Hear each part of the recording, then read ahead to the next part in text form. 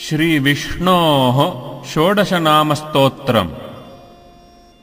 औषधे चिन्तयेद्विष्णुम् भोजने च जनार्दनम् शयने पद्मनाभम् च विवाहे च प्रजापतिम्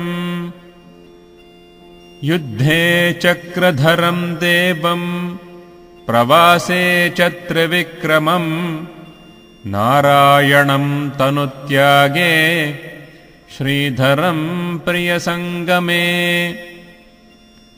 दुःस्वप्ने स्मर गोविन्दम् सङ्कटे मधुसूदनम् कानने नारसिंहम् च पावके जलशायिनम्